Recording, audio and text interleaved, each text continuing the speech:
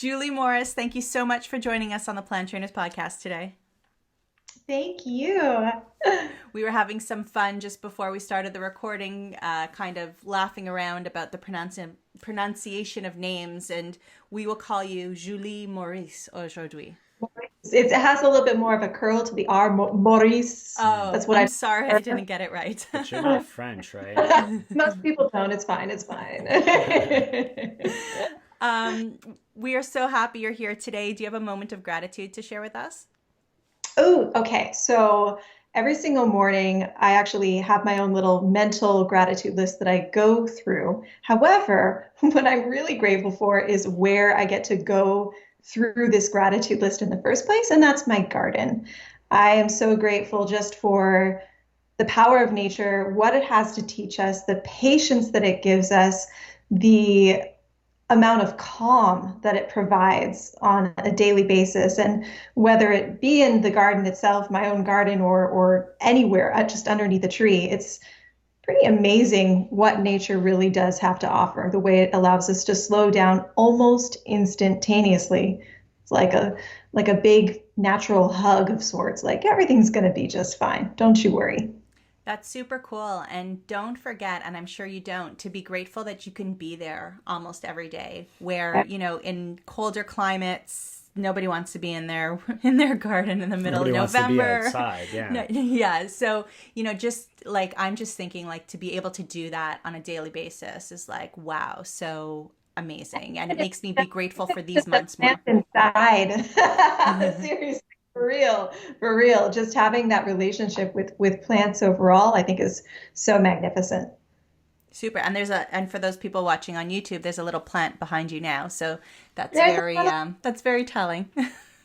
this room that I'm in right now, like you can't really tell per se, but it's like, well, it's going to be a baby nursery, but for right now, it's actually what we call the plant nursery, and it's where all the plants that aren't doing so hot go to be resurrected, and all of them do really, really well in this room. So this plant was not doing so well this past summer, but now it's much better. So he's my little guy.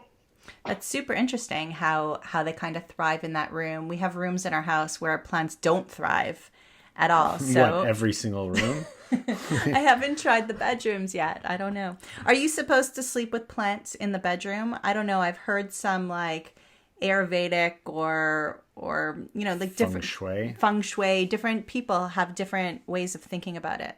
That the plants are giving oxygen or they're taking oxygen. I don't know. Do you have any opinions on that? I know it's not your specialty. It's not my specialty on a very, very micro level. Yes, they are helping to clean the air a little tiny bit. I mean, we're talking about microscopic. Some people are like, oh, it just like scrubs the air clean. It's not that much. But I do think it's a very calming thing to have. And I personally really enjoy it. There's a couple plants in my room. They seem to be just fine. I like waking up in the morning and saying hi to them. So works for me. Perfect. So you have a love for plants, apparently, like in the plant sense. But what about the plants and the foods that we eat? How did you come across and find and embrace a plant-based diet? I started a plant-based diet, not 100% exclusively, but when I was 14. And I like watched a video at school about just how animals are treated. And I had so many pets at home. And I finally like made this connection that the pets that I had and the food that I was eating, it's all the same thing. And I couldn't imagine like killing my pets and putting them on the plate.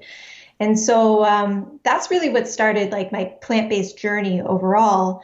And it took a really long time for me to appreciate the power that plants themselves actually had. At first, it was more just like a love of animals that led my plant-based journey, but it soon developed into truly a love of plants as well, and just what they can do for us and the power that they have over every single aspect of our health. It's so exciting. And the amazing thing to me is that there's always more to learn. Every single plant has something to teach us. Every single plant has something to offer us, sometimes on many different levels. And so the fact that there is no perfection, there is just only progress, and there is just infinite amounts of learning is really exciting to me. And I love having that relationship with the food that I eat on a daily basis. And it's funny how your book is called Smart Plants, and you're learning so much from plants, but plants are quite smart themselves, right? So it kind of goes in there really nicely. It does. It does. No, and that's the interesting thing is that every single plant has a different effect on our body. No two plants are alike. A lot of times people say like, what's the best plant? I'm like, for what? For what specifically, and for who? And for when? Like there's all of these different elements that really come into play when we're talking about what is the optimum diet and how to fuel ourselves right here, right now. That's an interesting perspective because we get that question so often, like what's the best food that I should be eating? What should I be? And you're right. Like every food has a different purpose and every food will react in every body differently. And so that's an interesting perspective. But if you ask our son, the answer is broccoli. The answer is broccoli. It's true. And perhaps if I ask your daughter, maybe chocolate? It might be. Probably. But well, I don't know. Today it might be coconut. Like every day is different with her, so you never know. Well, every day is different with most of us, and that's just the truth. Yeah, except for Russell, when every day it's always broccoli. Every day is broccoli day. What an amazing food to have as your favorite food, though. Like legitimately, like how many of us can honestly say like, yep, broccoli, number one. That's impressive. And, because we always talk about how broccoli is like it's the underdog. It is the superfood. And I mean, there's so many other superfoods, and we're going to get into it. We're going to talk about nootropics today, but there are when you think about it, what's mostly accessible in most of North America, what's fairly cheap compared to some of these other things that we find on the shelves of the health food stores, broccoli gives you so much bang for your buck, and you could find it everywhere. So for me, that's super. And it lasts a long time too. Yeah. It's not like a lettuce where you're like 3 days later. It's good on life. The broccoli can last for like a week or so in the fridge, maybe a little bit more if you're lucky. You could freeze it. It could be flash frozen. So many good qualities of broccoli. So you mean people talk about superfoods all the time, and like, is this a superfood? Is that a superfood? How do people like? What is a superfood really? What? How would you define what a superfood is, and what people should be looking for or thinking about when they hear that term? So I personally define superfoods, and this is something that I've been working with for the past 15 years as my focus of all of the recipes that I make. Superfoods are essentially the most nutrient-dense, benefit-rich foods found in nature. But I think the big thing that separates superfoods from just good-for-you foods is this idea of nutrient density, which is the ratio of micronutrients per calorie. And once you start looking at those micronutrients, the vitamins, the minerals, antioxidants, phytochemicals, all of a sudden you start really seeing why superfoods are so super, why they really do stand out and shine. You may have something like an orange, which is very high in vitamin C, and that's great. Eat oranges. But then you have something like camu berries, which have like the equivalent to 10, 11 oranges in 1 tablespoon or 1 teaspoon rather of camu berry powder. And that's incredible. That is like the essence of nutrient density. And so what I really like to try and emphasize is with superfoods, it's not so much about the semantics of what is a superfood, what is not a superfood. Superfoods to me is more of a philosophy of being an opportunist when you look at the foods that you eat. What am I going to get the most out of in terms of what I'm putting on my plate? It's not that everything has to be epic. It's not that you have to have like broccoli sauce with a broccoli pizza, with like more broccoli juice on top. It's not that every single aspect, rice has its place in the world. But just trying to look at how can I enhance the nutrient density of my plate overall. And oftentimes these superfoods really are the best, most efficient way to do that. So is it always necessary though? Like this is what I come back to with a lot of my clients. Are like, I can't afford everything out there, or maca's being pushed everywhere in every magazine. So everybody thinks that they need the maca. So because they term those things as the superfoods, right? Like the goji berry is a superfood and it's so expensive. And do people really need to be? Yeah, do people really need it? So do we need 11 oranges in one smoothie, or the vitamin C worth of 11 oranges in one smoothie? And I really think that when people are going to go, and you can talk to this too, if they're going to go and spend their money on superfoods, to make sure that they're superfoods that are for them in that point of time and whatever it is that they're trying to work on. Do you want to talk to that a little bit? I think you bring up some really, really valid points. And it's so important to note that there's no need to go out and buy every single superfood that's in a book, in my books for that matter. And I say that very frankly. There's many different categories of superfoods. Really paying attention to what you need right now is so very important. And I like to think that really, again, we're looking at our plate as an opportunity, and that can come in many different formats. And so, having something like a quote unquote everyday superfood, like leafy greens, kale, broccoli, spinach, like these are great examples. You don't have to buy spirulina powder. I love spirulina powder. It has its own advantages to it. It has its own special antioxidants. It has its own special minerals and nutrients. But you don't have to get that in order to have the wonderful benefits of, the vitamin K and the chlorophyll and the iron, all of these great things that are found in just regular, everyday leafy greens. And so you can take this as far as you want along the spectrum, depending on your own health goals, objectives, life circumstances, etc. I think there's tremendous amounts of flexibility within all of this, within diet in general. I wish more people would talk to that flexibility, frankly, and doing what makes you feel good. Your body is your very best calibrator, more than any book or any podcast you could listen to. It's what makes you feel good. And we all know the difference between how we feel after a piece of chocolate cake versus a wonderful superfood smoothie. Absolutely. And I think that people often have those food hangovers even the next morning, and you've really got to work hard at taking that feeling and putting it onto that action of what you eat so that you can remember it for next time. Because like I love how you're saying every plate is an opportunity to make another choice, or to have another superfood, or to choose nutrient density. We can always just start fresh, but we really have to pay attention to the lessons that life is trying to show us, for sure. Absolutely. And I think that's what's really exciting, is that with those lessons comes these new experiences of health and wellness, and having those experiences where you suddenly feel better after something. I mean, that's how I got into superfoods in the first place. For the longest time, I ate terribly, even when I was at first a vegetarian and whatnot. I mean, there's a lot of things that are vegetarian and vegan that aren't very healthy. I did not know what I was doing. And I didn't realize for a very long time that food could actually make you feel good. I didn't know. I had no idea. I thought that it was just either something to be guilty about or something that, made you fall asleep afterwards. And so once I started to have that new relationship with food as something that was genuinely giving to my body, it just became so exciting to pursue that next level of health. And again, that next level never really ends. And that's where I think it's really, health and wellness shouldn't be a dry subject. It's actually a really fun subject. How much more potential is inside all of us right now?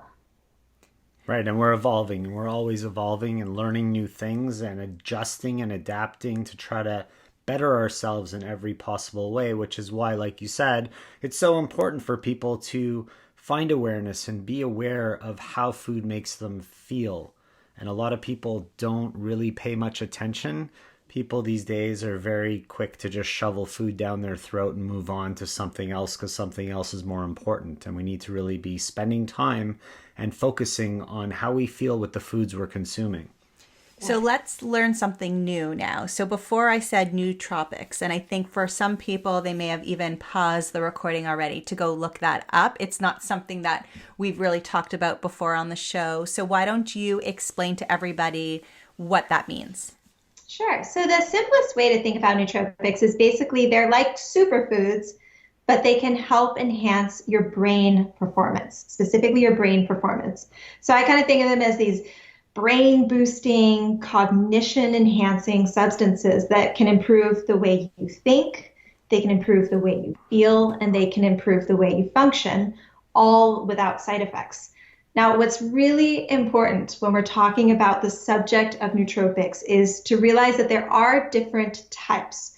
So there are chemical nootropics out there, and we're not talking about those, or at least I'm not talking about those. I'm talking about natural nootropics. And this was one of the things that, for me personally, several years back when I started first studying them, was the most exciting aspect to learn, was that many of the foods that we eat, some are more exotic, but some are, again, these everyday foods, have these brain boosting abilities and can truly impact how we see the world, how we perform in the world.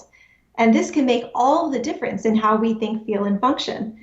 And so nootropics are, again, this opportunity to pursue a better life, whatever that looks like for you. So give us some examples of what that looks like. Sure. Of the nootropics themselves, or what that better life looks like.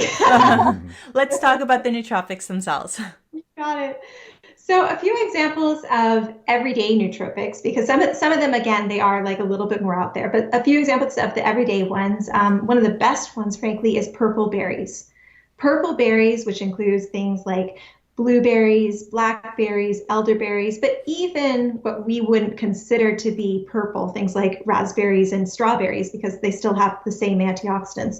All of these fruits are tremendously beneficial for the brain. They have been extremely well studied, especially for their effects on memory and learning. There was a study several years back that showed that the more children ate purple berries, the more they learned in school. There was a direct correlation between berries and learning. And this is just the tip of the iceberg in terms of what these berries can do. They're also highly neuroprotective. They protect your brain on almost every single level. So they're not only protecting against disease, but they're protecting against decline, mental decline, which is something, if we're not already facing, we will. And so it's important to start early with this protection aspect. There's many different types of nootropics that are a little bit more exotic as well. Some of them are different types of medicinal mushrooms.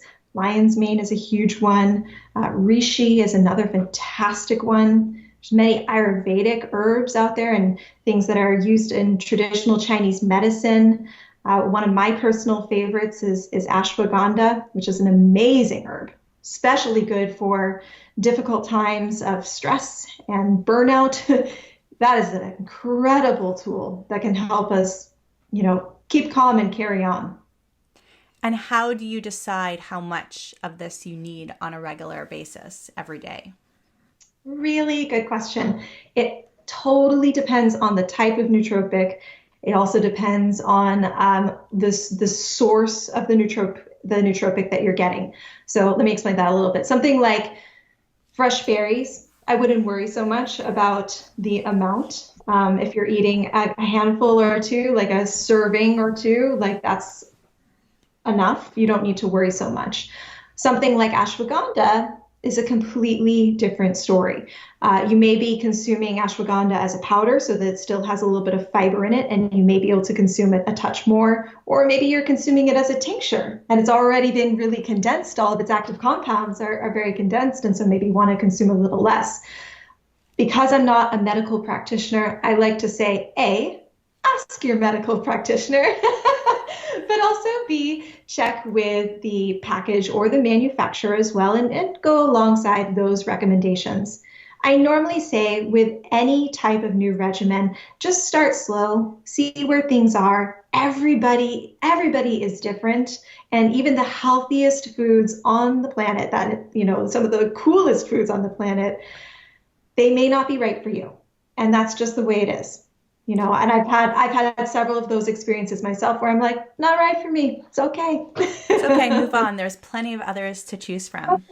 I felt like that when I tried the maca powder. It just didn't feel good to me. It didn't make me, it upset my stomach very easily. And so I turned off to it. I wonder, what about like the expense of these things? Like a lot of them are quite expensive. And so people are going to be very hesitant to go that route because they don't want to pay so much money for something that maybe they can get similarly from other cheaper foods. So to that, I would say a couple of things. Some of these nootropics, that's part of actually what makes them so special. Some of these, especially some of these herbal compounds, they really do have compounds in them that you're not going to be able to find either in significant quantities or maybe at all in other foods, because we're talking about phytochemicals. We're not just talking about like vitamin A, which I totally agree with you on that front. To the expense aspect, I can understand this 100%. And again, it comes down to two things. It comes down to, you know, recognizing that these are very potent foods that you don't necessarily need to take a lot of. So some of these ingredients, they will last you for months. If you get them in like a powdered form or tincture form, you're taking tiny, tiny, tiny amounts. So that cost per serving is relatively low. And the second aspect is, again, just doing what you can. You don't need to incorporate every single one of these, and you shouldn't incorporate every single one of these. Maybe start out with one. Maybe you're starting out with cacao. You know, it's not one that we didn't mention before, but cacao is an amazing nootropic. And it's not cheap per se, but it's not highly expensive either. It's going to last you a long time. And you can start playing around with that and seeing how it makes you feel. And I think that one of the exciting things about health is that you kind of get addicted to that feeling of feeling really, really good. And then you can do more, and you could make more money, and you could share more money, and you could donate more money if you have more energy to do it. But, you know, and so I'm sitting here saying that to you, the same point as Adam, and then I'm thinking, okay, so the other day it was $9.50 for a pint of strawberries. Organic strawberries, right? And I'm like, well, if I buy the $25 bag of ashwagandha or matcha, and I'm using half a teaspoon every time, how many smoothies is that going to give me versus like those 20 strawberries that cost 50 cents each that, you know, the kids finish off in one meal? You know, it's kind of relative, and you kind of think about it that way. And there are sacrifices that you could make too, right? Like maybe you're buying a couple of things in your cart that you know you really don't need and they really don't serve you. And if you just put that towards, you know, a new superfood every month, you can definitely get somewhere. So you mentioned cacao, which is a great one. What about coffee? Does that fall into the nootropic section? Because people want to hear good things about their bad habits. So what do you have to say here? Well, I'll tell you the good things about coffee first. It's very high in antioxidants. It also has a lot of caffeine, which may not come as a surprise to anyone, is a great stimulator for more thought and more motivation. And there actually are a few studies, one recent one actually funded by coffee manufacturers, of course, but basically showcasing that coffee can potentially protect the brain against disease because of some of those antioxidants, again, especially in cases of things like Alzheimer's and whatnot. Still new science. But that being said, I would not consider coffee a nootropic per se. And I will tell you why. It's a very, very highly caffeinated product. And what caffeine does is it serves as a credit card for our body. It's not actually giving our body anything, right? We're not building our body up or our brain up like a traditional nootropic would. It's actually it's borrowing. So we're tapping into our adrenal glands. We're also tapping into our neurotransmitters. It's spurring a release of excess neurotransmitters, which is why we feel so happy and motivated when we get our cup of coffee in the morning. Now, we have to pay that back once the caffeine wears off, and that's where that vicious cycle starts to begin. I'm not saying that coffee is the devil. There's much worse things out there to have. All I'm saying is that it's probably best to keep coffee as a treat or a tool rather than a habit. And look to your habits, your true habits, being things that actually build your body, build your brain, build those resources so that when you wake up in the morning, you naturally feel really good.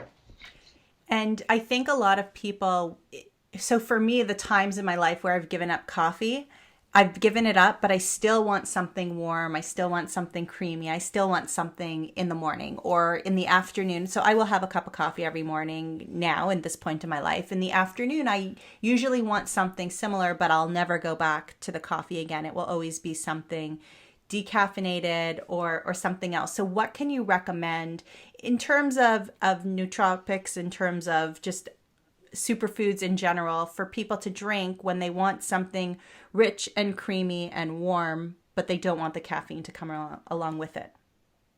Well, one thing that actually has a little bit of caffeine, it's you may like talk about as like a nice compromise is something like matcha. Matcha and green tea are also incredible nootropics. They're incredibly brain protective. They help with focus and creativity. They help enhance alpha brain waves, which again is what you tap into when you've got that kind of like thought flow and you're in the flow.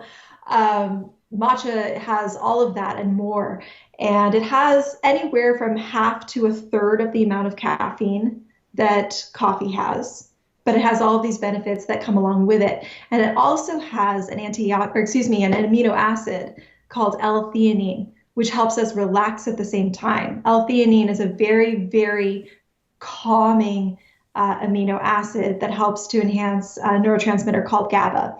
And that's basically our main inhibitory neurotransmitter that helps keep us calm. So you have basically this little boost of energy, but also the ability to stay nice and calm at the same time. And it makes for a really wonderful effect for your brain and your spirit, and also gets you out of bed if you need it. That's good. That's good. Getting out of bed is definitely a good thing. So what about having the green tea in the afternoon? Because I know, like, for me, coffee in the afternoon's a no-no. You mean because of the caffeine? Because of the caffeine. I try not to have anything with caffeine in the afternoon unless I'm having some chocolate. But, in terms of drinks and stuff like that. So will it have that same no sleeping effect on you if you do drink it in the afternoon? Depends on you personally. Some people are just more sensitive to caffeine than others. My husband can drink coffee at night and then go to sleep. We're all a little bit different in that category. But if you were looking for something that was completely uncaffeinated, then I would recommend looking to something like turmeric. Turmeric is another great nootropic, helps to enhance memory, helps to protect your brain, and you can make beautiful turmeric lattes, which are, you can either find in my book or all over the internet, let's face it, that are really rich and creamy, and you add a little ginger and black pepper. I actually like to blend in a little bit of goji berries in mine too, just for extra nootropic action, but you don't have to. And it really is like that, exactly what you're looking for. It's rich, it's creamy, it's comforting, it's brain boosting, but it has zero caffeine and all the benefits. That sounds beautiful to me. I want to hop back to the green tea for a second. And I'm already saying, like, okay, note to self, go through the book after, find some kind of turmeric latte that Adam can make us every afternoon. I'm not a latte. No, I won't do it. I'm not a latte guy. Okay, you can have it sans latte, and I'll have it with latte. Yeah, sure. Okay, sure. You heard it here, folks. Okay. Sure, but you can make it. All right, the green tea. What about decaffeinated green tea? Is there anything that's taking away from the benefits of the green tea itself when they actually decaffeinate it? Decaffeinated green tea is a thing. I've never seen that. You never seen that? Maybe it's a Canadian thing. I don't know. Decaf green tea? I haven't seen that. There's one upstairs. Wow. However, it's really old and it might not be organic. Hold on, I know so that. Maybe it's not real. Like herbal teas are decaffeinated, right? Herbal teas are decaffeinated, but this specifically says decaffeinated green tea. Marketing. Is it marketing and maybe it's not really green tea? Weird. I don't know. Or Weird. Maybe they've gotten the caffeine down to a certain number that they don't have to necessarily report it or what I don't have know. you. Or they found a way to make plants smarter. Which leads us into Smart Plants, which is the name of your book. So let's talk about that for a few minutes. Huh? What do you think? Smart Plants. I love it. It's a great book. Thank you. And we were talking this morning, before we started recording, that our daughter pulled out the book and actually put together a recipe by herself, and that was pretty fun. Yeah, she did it all on her own. She's like, oh my God, I'm making this. And I kind of didn't want to help her. She had to use the Vitamix. So she made these peppermint patties, right? So she had to use the Vitamix. She had to get the coconut in there. And the kids are basically just walking around eating like chunks of coconut with peppermint extract, which is amazing, right? But yeah, she learned how to use the Vitamix, how to turn on each button at a time. It was beautiful. It's very cool. It's so exciting. I love that. And like, honestly, when I get like little like DMs with kids and their smoothie that they made, or like, they're baking like little muffins and whatnot, there's nothing that excites me more, because when you inspire kids to eat that way from an early age, you're so golden. I mean, I was brought up on like mac and cheese with hot dogs in it, like it was work to get to where I am. We had a casserole surprise where there was like beef and hot dogs in the tomato and pasta sauce. Like, no. Yeah, I don't know. No. It was, yeah. Sorry, Mom. No. But, and then we also made a broccoli pesto. Yes. We made a broccoli pesto, so really high on the garlic in there. It was great to have extra broccoli. For us, it didn't work out. The leftovers didn't work out very well. So I'm just gonna say try to finish it all on the first day. So there's so many cookbooks out there, and yours actually is a really nice looking book. It's a nice hardcover book. What inspired you to put this book together? So I have 5 cookbooks that I wrote previously to this one, and they were all on superfoods. This one was specifically on nootropics and brain boosting recipes overall. And I hadn't really seen much like that out on the market that showcased how to boost your brain performance, how to boost your cognitive function through plants. And the more research I did, the more I found that plants truly are one of the best things that you can possibly put into your body for your brain health. And so I wanted to make recipes, plant-based recipes that fed into that, not to make a pun, and made things really delicious for people and boosted brain power at the same time, and showed people that this is not something that's difficult and not something that's flavorless, and it's not just about taking supplements. It's actually about eating real food. And so the recipes themselves, with the exception of the very last section, which is just daily rituals, the recipes themselves, they're all seasonally based, and they all use everyday ingredients as their base. And then you have optional nootropic boosts that you can add in. You don't have to, talking about what we were saying earlier in terms of like, do I buy this? Do I have to get every single thing right now? What if I can't afford it? That's why those things are all optional. You can if you want to, but you don't have to. And you're still going to get many benefits just from eating powerful brain boosting foods like avocados and nuts and ancient grains and greens and berries.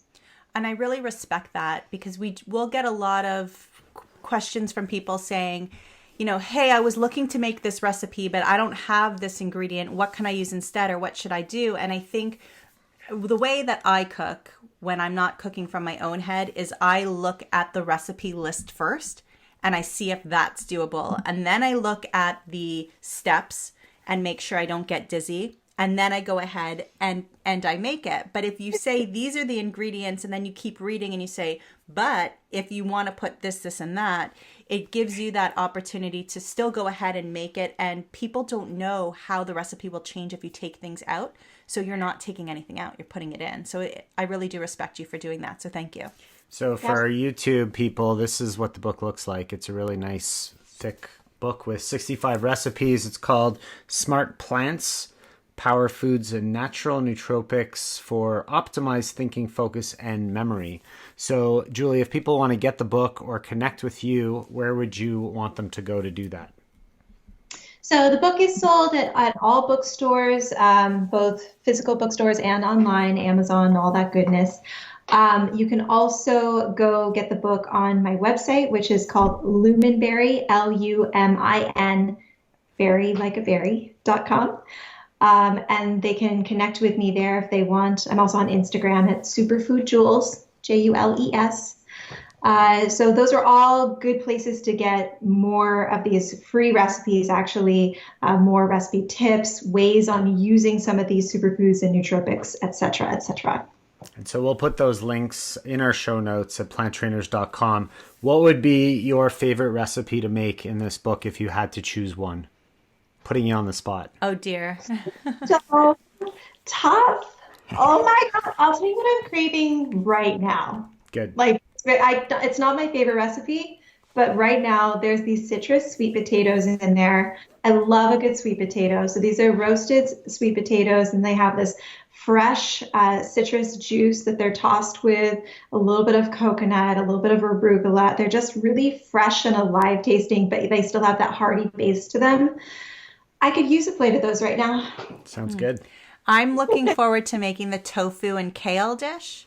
Oh, that one is so good. Yeah. Yeah, another good one. That one looked really good. And that's the other thing. You have so many beautiful pictures of the food. And that's my other like cookbook thing. If I will most likely not go for a recipe that doesn't have a picture. Not because the recipe is bad, not because I need to know what it looks like, but because I eat with my eyes first. I'm a very visual person, so I need to see those pictures, and they're gorgeous. Yeah, you want to know what it looks like. Like, what is it? Absolutely. What's going to be on your plate? Very cool. This was a lot of fun. Great information. Thank you so much for sharing all these superfood ideas, thoughts, and knowledge. We really appreciate you being here, Julie. Thank you so much for being on the Plant Trainers podcast. Thank you. Loved it. Thank you.